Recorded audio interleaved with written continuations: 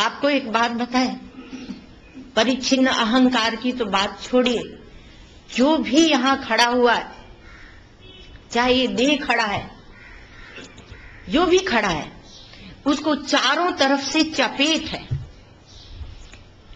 एक शरीर खड़ा है तो देश काल में खड़ा हुआ, और द्रव्य में एक आकार बना के खड़ा है, तो देश उसको टक्कर मार रहा, काल उसको टक्कर मार रहा है ना, और द्रव्य में वो घट बढ़ रहा है, और उस शरीर को आप मैं कहते हैं।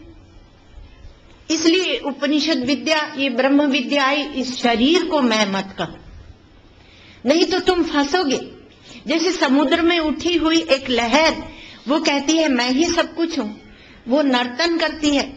समुद्र कहता है तुम जल तत्व हो, समुद्र कहता है, जो अधिष्ठान है उसका, लेकिन वह कहती है नहीं मैं एक लहर हूं, देखो मैं कैसे नाचती हूं, मैं कैसे कूदती हूं। और जब वो घटने लगती तो बोलती हाय मैं मरी मरी मरी। क्या वो मरती है? वो नहीं मरती, वो लहर रूप से मरती है, किंतु जल तत्व रूप से वो नहीं मरती है। लेकिन उसने अपने को जल तत्व तो क्या समुद्र भी नहीं जाना, इसलिए वो कहती हाय मैं अब मर रही हूं, अब मर रही हूं। तो इसी प्रकार से जब एक परिच्छिन्न, चाहे वो आपका सूक्ष्म से सूक्ष्म, सूक्ष्माति सूक्ष्म अहंकार ही क्यों ना हो, मैं ध्यान करता हूं, मैं समाधि लगाता हूं, लेकिन उस पर भी चोट पड़ेगी। और चोट जो पड़ती है, ग्रह की पड़ती है, नक्षत्र की पड़ती है, क्योंकि आपके यहां तो ज्योतिष शास्त्र भी है नारायण, तो सबकी चोट पड़ेगी। तो ग्रह की पड़ेगी, नक्षत्र की पड़ेगी, और अध्यात्म की, अधिदैव की, अधिभूत की, बहुत सारा वेदों ने बताया है, कोई कम नहीं बताया। और इतना इसीलिए बताया है कि ये सब क्या है, आपके ऊपर चोट है। आप यदि सजग हैं, सावधान हैं, तो अपने अहंकार को निवृत्त कर लीजिए, क्योंकि जितनी भी चोट पड़ती है वो परिच्छिन्न अहंकार पर ही पड़ती है। जब तक यहां तक कि वो कर्ता भी बना रहेगा, साधन का मैं करता हूं, पूजा का मैं करता हूं, तब तक ये अहंकार बना रहेगा, तब तक उसमें चोट पड़ती रहेगी। और ओम क्या है?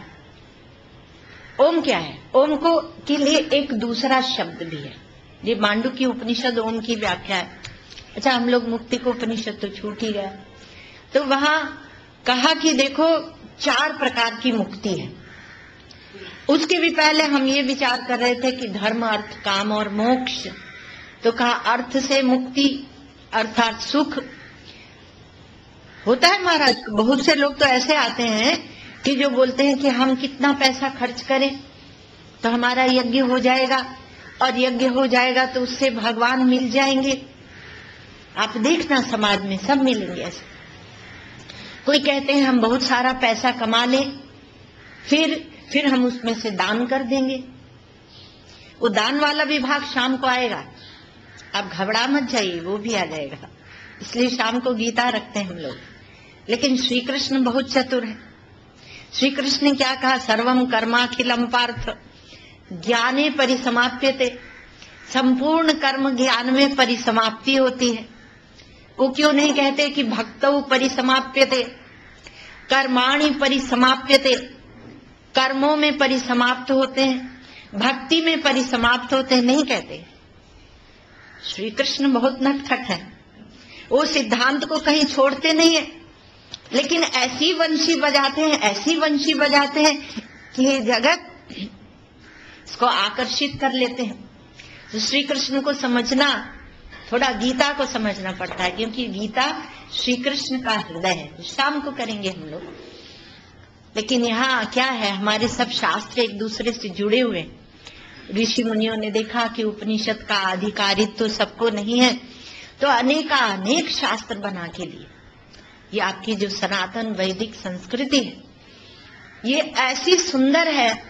इसीलिए कहा जाता है कि बड़े पुण्यों से भारत भूमि में जन्म मिलता है, फिर यहाँ सत्संग मिलता है, यहाँ बुद्धि मिलती है विवेक करने की। तो उस पर सब पर विचार करना पड़ता है। तो अर्थ से सुख की प्राप्ति होगी, काम से सुख की प्राप्ति होगी और धर्म से सुख की प्राप्ति होगी। धर्म हमारा एक सोपान है, ऐसा नहीं कि नहीं है। अर्थ काम भी है, पर धर्मानुकूल है तब, धर्म के अनुसार है तब। अर्थ काम भी है, क्योंकि सहसा वासना की निवृत्ति नहीं होती। कामनाओं की, इच्छाओं की निवृत्ति के लिए एक जीवन जीना पड़ता है। लेकिन सबका लक्ष्य हमारे यहां मोक्ष दिखाया। मोक्ष वह लक्ष्य है जो चतुर्विध जो पुरुषार्थ है, उसमें मोक्ष ये परम पुरुषार्थ है। अर्थ पुरुषार्थ बाहर बैठता है और हम उसका अभिमान करके सुखी होते हैं, कुछ उपयोग करके भी सुखी होते हैं।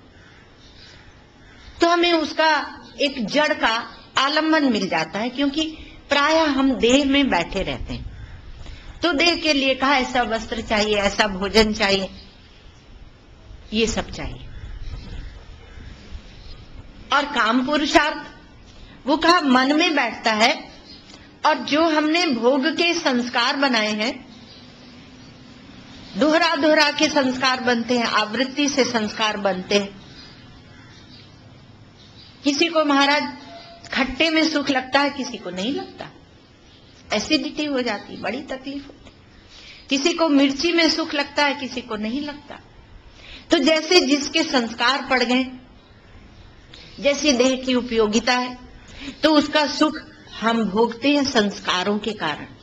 तो ये काम पुरुषार्थ मन में बैठता है, धर्म पुरुषार्थ सूक्ष्म है और वह बुद्धि में बैठता है, जिसको आप मजहब कहते हैं, पंथ कहते हैं, संप्रदाय कहते हैं, फिरके कहते हैं, इत्यादि बहुत से नाम हैं। वो धर्म नहीं है। धर्मो विश्वस्य जगत प्रतिष्ठा, विश्व की जगत की प्रतिष्ठा धर्म है, जिसमें प्रतिष्ठा है। धारणा धर्म मिथ्या हो, जिसने सबको धारण कर रखा है वो धर्म है। धर्म पुरुषार्थ को ये दोनों प्रकार से काम करता है, इसलिए थोड़ा समझना पड़ता है। जब अभिमान करते हैं आप धर्म का, तब वो आपको पकड़ लेता है, अर्थात आपको डुबा देता है।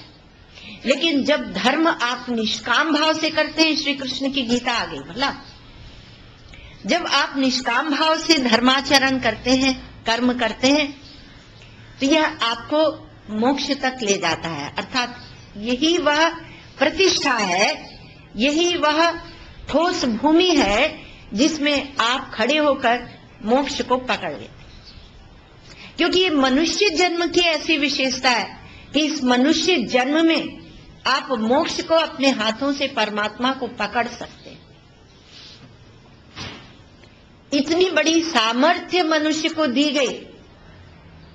परमात्मा ने कहा मैं तुम्हारे पकड़ में आ जाऊंगा, पकड़ते। किंतु आपने उस सामर्थ्य को, उस शक्ति को, उस विवेक को, उस बुद्धि को कहां फेंक दिया? किन क्षुद्र वस्तुओं में, किन छोटी छोटी चीजों में, किस व्यक्तित्व को, जो व्यक्तित्व जिस पर अभी कहा कि चारों ओर से चोट पड़ रही है, देश की, काल की चोट पड़ रही है, अन्य वस्तुओं की, अन्य व्यक्तित्वों की चोट पड़ रही है, शब्दों की चोट पड़ रही है, स्पर्शों की चोट पड़ रही है ना? रूप की पड़ रही है, स्वाद की, ये सब चोटें हैं भला।